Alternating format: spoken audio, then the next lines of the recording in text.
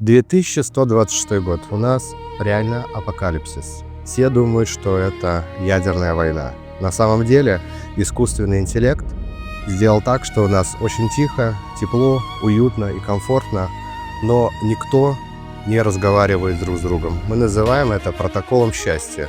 Почему это произошло? Мы поговорим с гениальным писателем, экономистом Василием Колташовым в 2026 году. Василий, здравствуйте! Здравствуйте, Михаил. Рад вас видеть и подарить вам книгу, новую книгу, мой роман о Византийской империи конца VI века, начала VII века. Это эпопея, это вторая книга. «Византийская ночь». Но в да? продаже есть уже и первая, и вторая, и третья. И в аудиоформате есть первая и вторая книга, появится третья книга. Уверяю вас, это интересно. Василий, я так предполагаю, что вы изучаете крах империи. В наше время, в 2126 году, у нас они зависают, как Windows, да? Windows — это технология, которая еще у вас есть, или она уже исчезла? Для компьютерных игр у моих детей встречается. Да, мы уже не знаем, что это такое, но мне сказали об этом вам сообщить. Скажите, в ваше время искусственный интеллект — это как-то помогает зарабатывать деньги? Но искусственный интеллект экономит время. Его усилия позволяют не прикладывать некоторые механические усилия. То есть, если вам нужно собрать какую-то информацию, сделать короткое сообщение, или просто эта информация нужна для того, чтобы ее в дальнейшем анализировать, то искусственный интеллект делает это либо за вас, и вы можете спокойно позавтракать, либо вы можете, либо он оставляет без работы человека, который делал это механически в какой-нибудь организации. То есть для вас уже, в принципе, идеальный мир настал еще в 2026 году. Но искусственный интеллект сопутствует и автоматизации в промышленности, без чего никакой искусственный интеллект ничего не изменит. То есть только по мере того, как автоматизация производства наступает и будет наступать, у искусственного интеллекта появляется место в качестве революционера нашей частной жизни. То есть, по сути дела, он не просто влияет на вашу жизнь, а он уже, наверное, является частью вашей жизни. Я правильно понимаю? Да, но не обременительной частью. Почему? Почему вы думаете, что они врем Мне кажется, все больше и больше людей по нашей статистике пользуют искусственный интеллект. Он растет мгновенно, и в этом году это прям какой-то пик. Чем больше обычный человек пользуется искусственным интеллектом, да, тем меньше он пользуется, тем меньше он занимается собственной низкоинтеллектуальной деятельностью, и тем больше у людей возможность отличить что-то ценное, да, какую-то реально ценную информацию от компиляций, собранных искусственным интеллектом. Поэтому искусственный интеллект никакой проблемы для людей технически грамотных, разбирающихся в вопросах общественной жизни, в психологии, еще в чем-то не представляет. Искусственный интеллект — это не проблема. Искусственный интеллект — это проблема для тех, кто занимается механической деятельностью, для тех, кого называют, мелкими офисными рыбками, да, то есть для тех, кому дают простые поручения, и особенно, если эти простые поручения сопровождаются с пошаговым контролем. То есть когда вы ставите простые задачи сотруднику, он их выполняет, вы контролируете каждый шаг, то есть это, так сказать, как раб и надсмотрщик. Ни того, ни другого. Интересно, получается, подождите, получается, что тогда у вас уже наступила эра социализма, потому что люди уже не получают заработную плату, все делают искусственный интеллект. Как они вообще выживают? Это не имеет отношения к социализму. Это скорее некоторая чистка негативных последствий всеобщей грамотности. Всеобщая поголовная грамотность, как многие заметили, убила классическую музыку, классическую литературу. Вместо этого есть суррогаты. Порой очень невысокого качества. И большое количество людей создает вот эти вот суррогаты. А искусственный интеллект тоже может создавать суррогаты. И он может делать это лучше, чем человек с малыми или средними способностями, но большим рвением. Так а что останется людям, когда где-нибудь работать, как они будут выживать? Подождите, работа и деятельность — это разные вещи. Может быть, люди должны прекратить заниматься тем, что на самом деле убивает их разум и либо просто отнимает их жизнь. Например, писать бездарные сценарии для кино. Это же ведь может делать искусственный интеллект. Искусственный интеллект... То есть вы думаете, что искусственный интеллект будет писать бездарные сценарии для кино? Или все-таки у него есть шанс написать гениальный сценарий? Нет, у искусственного интеллекта нет шанса написать гениальный сценарий, потому что у него нет социальных переживаний, потому что у него нет социального опыта. Он может аккумулировать какой-то поверхностный опыт, и это может показаться человеку, ну, так сказать, средних способностей, Мгм. весьма неплохим. Да, такое возможно и такое происходит. Но что касается создания действительно уникальных произведений искусства, то искусственный интеллект на это не способен, потому что для этого нужен не совсем интеллект. Для этого нужно нечто большее. Для этого нужны личные переживания. То есть нужно, чтобы Интересно. человек пропустил это через себя. Поэтому искусственный интеллект скорее расчищает путь для гениальных произведений в музыке, в литературе, для различных решений, которые человек, опять же, в гуманитарной сфере будет делать. Просто это будет заметно, это будет настолько выделяться на фоне искусственного интеллекта. Вопрос только для кого. Вот остается вопрос, для кого, кому это будет нужно. Но, очевидно, только такому слою людей, которые действительно интересуются новым знанием. А те, кому нужны просто примитивные культурные услуги, для них разницы нет. Для них даже искусственный интеллект может оказаться приятней.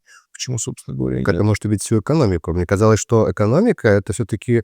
Там должны быть кризисы, чтобы она развивалась. Или я ошибаюсь? Значит, экономика не просто нуждается в кризисах, но кризисы являются доказательством того, что развитие происходит.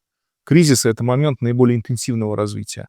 Кризис — это момент трансформации самым активным образом. Искусственный интеллект — это в значительной мере продукт экономического кризиса 2008-2020 годов. Точно так же, как и роботизация. Роботизация множества процессов. То есть искусственный интеллект идет вместе с роботом. Когда, промышленным роботом. Когда искусственный интеллект соединится с домашним роботом, вы получите миссис Хадсон, условно говоря, уборщицу и няньку в виде робота в своем доме. Да, вы получите вот этого механического слугу. Это, вообще-то говоря, огромная проблема для массы людей, которые культурно находятся в раннем Средневековье. Это только кажется, что мы очень развиты. На самом деле очень немногие из нас находятся на вершине социального развития. А вершина — Да. это 15 век. 15 век — это эпоха Ренессанса. Вот выше этого уровня подняться очень, сложно. Я, честно говоря, не очень представляю даже, как это можно сделать. Это расцвет автономной личности, это расцвет гуманизма, то есть стремление развивать все свои качества, положительные качества, да, то есть выйти на максимум человеческих возможностей. Но рядом с людьми, которые ориентированы на такого рода Мгм. жизненный путь, существует огромное количество людей, которые совершенно этим не интересуются. Для которых, при том, что они заняты каким-то механическим трудом, искусственный интеллект дает отдушину. Как вот алкоголь в 19 или 20 веке. Понимаете? Да, вы так сказали. Хорошо. Какая только вопрос. Допустим, что искусственный интеллект, по идее, должен был развивать экономику.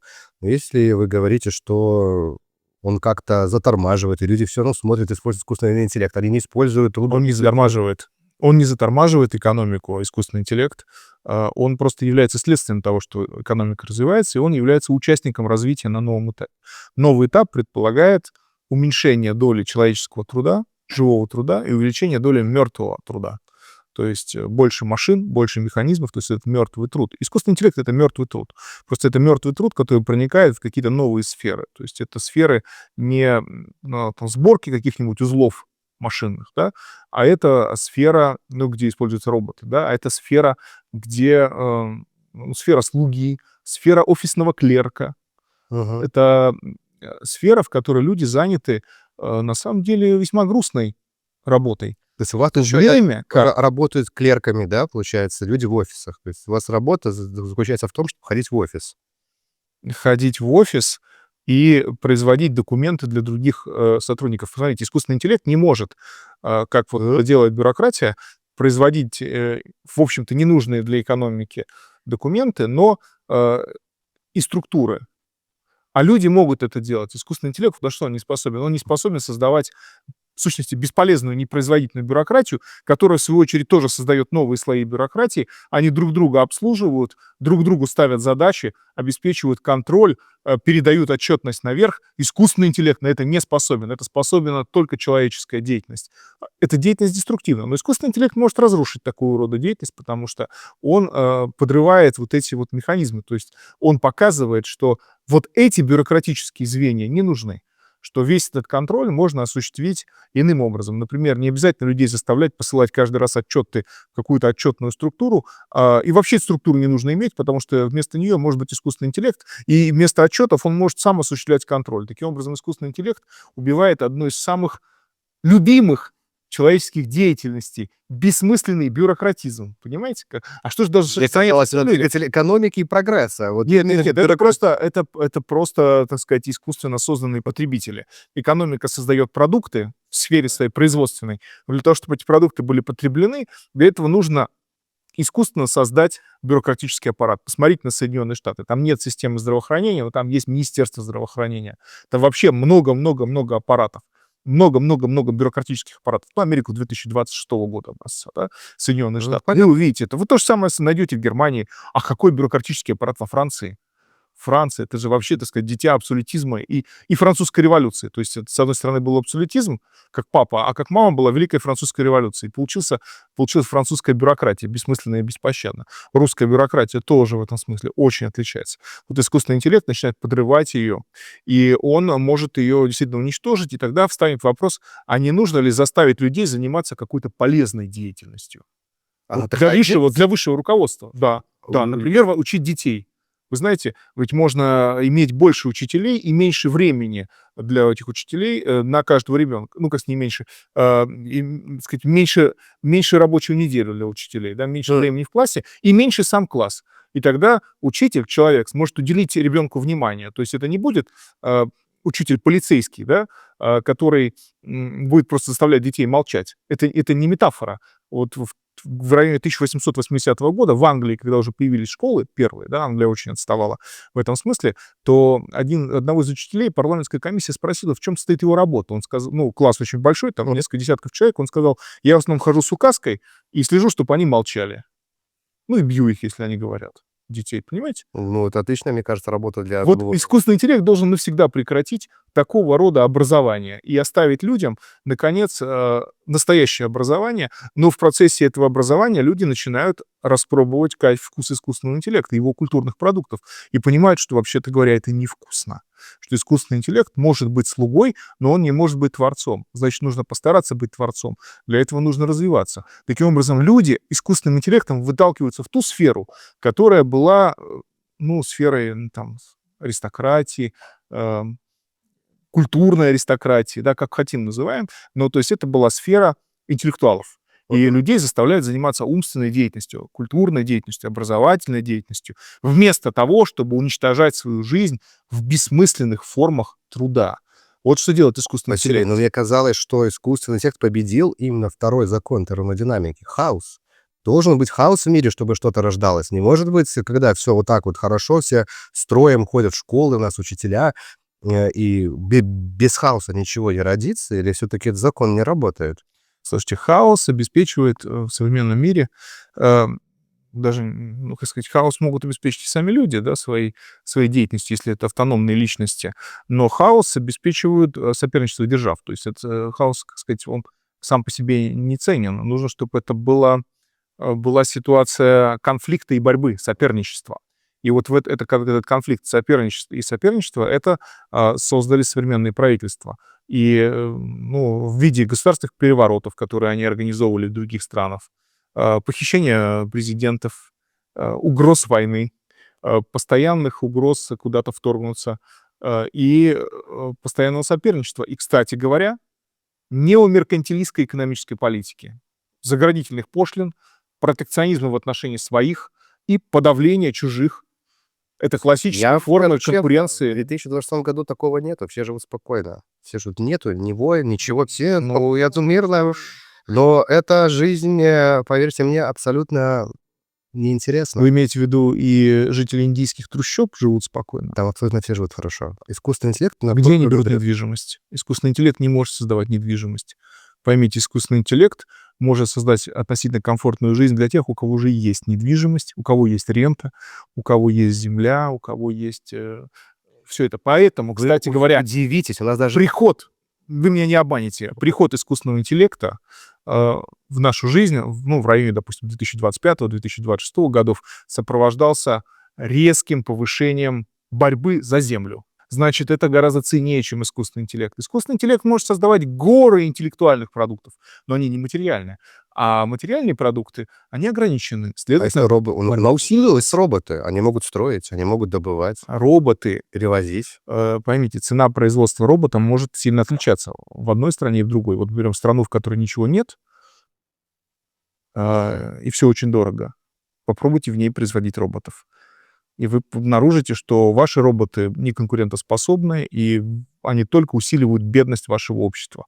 Тем более, что у вас нет собственных деталей, у вас нет материалов, у вас нет ничего. Возьмите обширный рынок, в котором есть собственные ресурсы, собственная обрабатывающая промышленность всех уровней сложности, и вы обнаружите, что роботы очень круто меняют вашу жизнь. Они работают в шахтах, они водят поезда, они при минимальном участии человека обеспечивают производство сложных изделий, и человек занимается уже другими вопросами. И эта экономика не падает и не деградирует.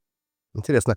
А он не может просто делать так, что он будет разделять людей специально, чтобы мы не общались и больше, как бы вы сказали, занимались индивидуальной деятельностью? Я не знаю, ну, вообще, люди мало общаются по двум причинам. Причина первая — материальная. Они живут в мелкобуржуазном обществе, и некоторые вопросы не надо обсуждать, Ага. поскольку они настолько частные. И, кстати говоря, это желание частной жизни, которое вышло из голландского образа жизни еще 16-17 веков, оно тоже сокращает общение. Мгм. Люди заняты своей частной жизнью. Частная жизнь предполагает продуктивное и интересное общение, а не просто общение. В родоплеменном обществе, в этом строе, люди общались очень много, и некоторые общаются по сей день. Мгм. Надо обзвонить всех родственников. Нужно, чтобы 500 человек было на свадьбе. Кто эти родственники, мы не знаем, но надо с ними общаться. Обязательно надо с ними общаться. А потом люди обнаруживают, что жизнь кончилась, и они ничего не сделали, они только общались самым бессмысленным образом. Поэтому сокращение бессмысленного общения с помощью искусственного интеллекта — это неплохо. Что касается продуктивного общения, то это продуктивное общение, оно предполагает, что не надо говорить глупости. Это надо, так сказать, надо высказываться содержательно. Как сказал Сократ: "Заговори, чтоб я тебя увидел". Если ты открываешь рот, и из этого льется нечто сильно по качеству уступающее тому, что вываливает на нас искусственный интеллект, такого человека слушать не надо. Пусть он лучше помолчит. Вот помолчать — это тоже на самом деле позиция. То есть помолчать, чтобы услышать и подумать. Вот переход к этой позиции человека, опять же, происходит под нажимом искусственного интеллекта, потому что слишком много глупостей было наговорено. Есть такие интересные слова: лучше молчать и казаться дураком, чем открыть рот и развеять все сомнения. Вот. Ребят, ну, Умным, наверное, казаться умным. Нет, именно дураком казаться, да, чем, да, открыть рот и развеять все сомнения. Я Так. думаю, ребята могут загуглить эти слова. Не помню, кто их сказал, надеюсь, не я. Э, Дорогие друзья, смотрите, я понимаю, что экономика будет зависеть от искусственного интеллекта. Мы уже не можем в 2026 году ее убрать.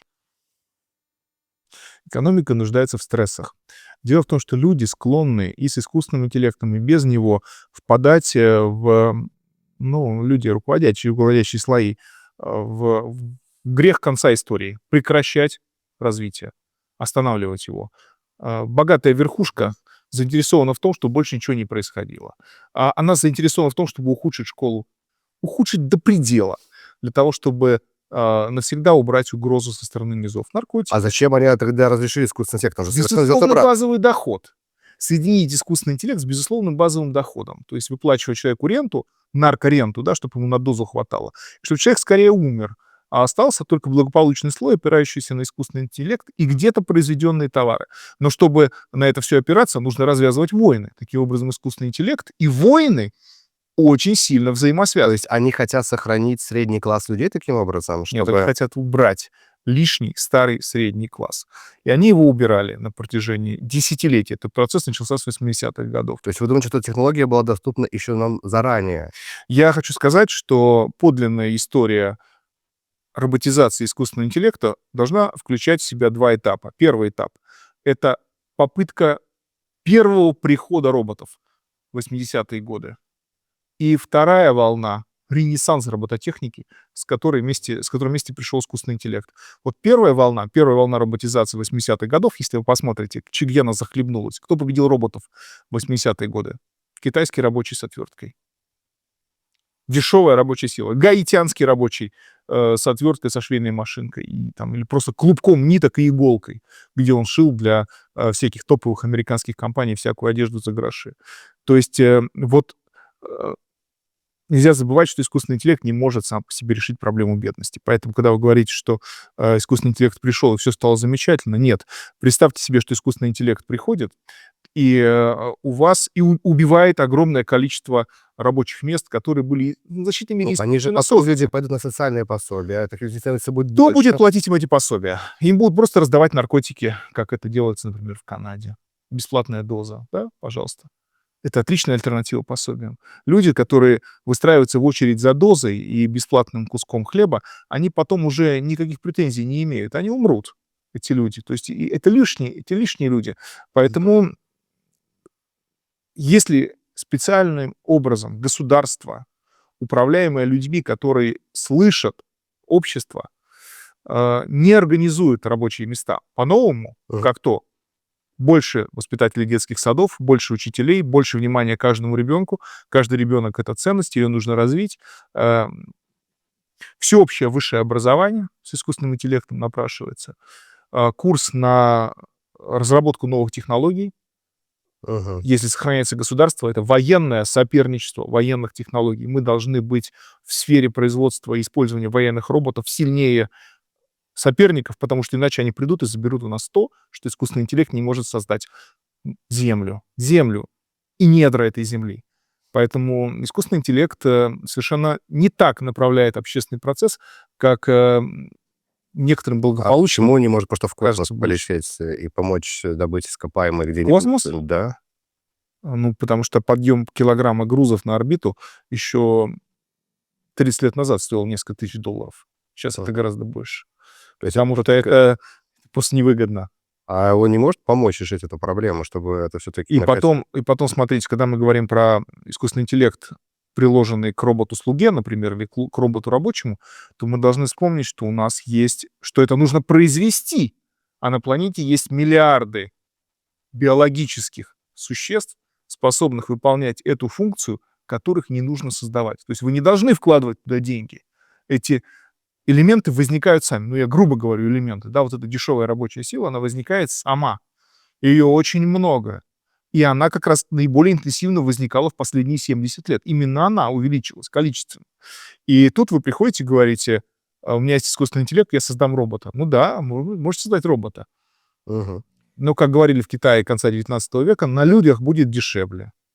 А вы думаете, это сохранится тренд, что на людях будет дешевле, даже когда будут роботы в массах? Пока эти люди стоят очень дешево, их очень много, и они непритязательные, а на людях будет дешевле. Потому что если рабочие могут спать на полу, как, например, обслуживающий персонал индийских гостиниц спит прямо в коридоре этой гостиницы, да, там слуги и низовой персонал каких-нибудь фирм в Пакистане, да, они тоже спят чуть ли не в повалку или там на нарах в маленькой комнатке, которую хозяин отвел для них. То есть хозяин ведет европейский, западный образ жизни, а его слуги, они живут в вот таких условиях. И вот к этому... И потом хозяин может купить робота? Ну, конечно, он может купить робота. И он купит робота. Но он постарается, чтобы робот не соприкасался вот с этими людьми, которые находятся в таком положении. Допустим, хорошо, пусть становится все меньше людей. Они будут... Почему их будет меньше? Это сложный вопрос. Сложно вопрос? Будет ли их меньше, да. Но если мы не сможем их прокормить, этих людей... Нет, мы сможем прокормить. Проблема в том, что... Может, они этого и хотят, не работать, бравато, получать хлеб. Да, кто кого кормит, простите, кто кого кормит бесплатно? Это, только, может быть, там нищих в некоторых странах кормят бесплатно. Да, в основном. Слушайте, давайте подумаем по-другому. Вот у меня... То есть экономика работает совершенно не так, как вы представляете себе ее в реалиях искусственного интеллекта. Она совершенно по-другому функционирует и, так сказать, использует, да, искусственный интеллект. И искусственный интеллект совершенно по-другому меняет экономику, чем это кажется, с таких вот гуманистических или там мечтательных позиций. Интересно очень, на самом деле. Василий, у меня есть задание все-таки, которое нужно нам с вами решить. Нам нужно выбрать по вашему мнению, одного из двух виновников нашего происшествия в 2126 году. Подумайте внимательно и выберите одного, по вашему мнению, кто стал ли соучастником или главным виновником. Дорогие друзья, вы не просто зрители, а вы у нас соискатели главной мысли этого шоу. В каждом из этого шоу вы находите в комментариях промпт. Вы копируете этот промпт в чат-бот, отправляете ответ в комментарий, и кто-то из вас получит уникальный приз. Кто-то из вас, возможно, станет миллиардером, а кто-то откроет новое для нас знание. Поэтому, ребят, я жду ваших комментариев, жду ваших откликов. Василий. Это тот, кто разжигал максимальные страсти. Да.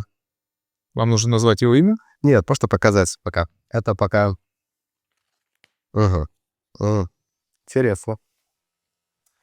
Хорошо. Поскольку разжигание страстей — это те дрова, на которых искусственный интеллект тоже летит вверх. Интересно. Скажите, как экономист, вот на ближайшие 10 лет, в 2036 году, что будет происходить? В 2036 году маленьким государствам будет все сложнее выживать, их будут проглатывать. Проглатывать, потому что они являются исторически бесперспективными и бессмысленными. Крупные государства увеличатся, они станут крупнее, и блоки экономические, которые они контролируют, станут крупнее. Эти государства будут вооружаться и развивать максимально высокотехнологичную промышленность. И они будут группироваться в блоки. Останутся по-прежнему два блока, каковых в начале 21 века не было еще. Был только один блок. Наряду с Западом появятся новые центры экономического развития или центры капитализма. Это страны БРИКС. Не все, Южную Африку я не считаю. Это пока вопрос ее судьба. Но это определенно Россия, Китай, Индия. Это новые центры мирового капитализма. Новые центры, капитализма как мировой системы. И, наверное, к ним стоит добавить Бразилию. И, то есть, таким образом, вот будет один лагерь, и другой лагерь — это будет Запад. Внутри западного лагеря главенствовать будут Соединенные Штаты, которые будут, по всей видимости, пожирать соседей. То есть они будут захватывать землю, да? Из меркантилистских позиций, исходя из того, что нужно обеспечивать ренту и устойчивость собственной экономики. Что касается других стран, то Китай, например, будет двигаться на юг, Россия — в Европу. Таким образом, мир приобретет совершенно новые черты. Это будет мир крайнего недоверия, напряженности и уважения только к тем, кто является сильным. А сила будет означать способность пользоваться, в том числе и искусственным интеллектом, для того, чтобы превосходить соседей. Транспортная инфраструктура будет модернизироваться максимально. Большой вопрос, смогут ли Соединенные Штаты эту проблему решить, потому что нужно девальвировать доллар. Но Китай уже эту задачу решил. У него есть сеть высокоскоростных железных дорог. Такую сеть будут иметь в полном объеме Индия, Россия и Бразилия, по всей видимости. И они будут быстрее добираться до ресурсов, которые находятся в зоне их влияния. А все, что касается новейших технологических решений и каких-нибудь финансовых способов, да, как, например, цифровые денежные знаки, то это все будет только содействовать обогащению этих наций и их успеху. Так, у нас звонок, извиняюсь. Да. В ушах? Понял. Василий, нам нужно заканчивать. Все-таки время у меня ограничено. А вопрос к вам один остается. В будущем, в 2126 году, систему «Вечный баланс» мы должны сохранить или удалить? Слушайте, баланс в экономике, это равновесие какое-то в экономике, носит динамический характер. Его суть в том, что оно постоянно изменяется. Поэтому вы можете только его сохранить. Это значит сохранить постоянную переменную. Интересно. Я благодарю Василия за это прекрасное шоу. Ребята, смотрим Василия в других выпусках. Подписывайтесь, ставьте ваши лайки. Но самое главное, я жду ваши жаркие комментарии, потому что экономические вопросы — это основополагающие каждого государства, каждого человека и вашего холодильника. Поэтому, Василий, большое вам спасибо.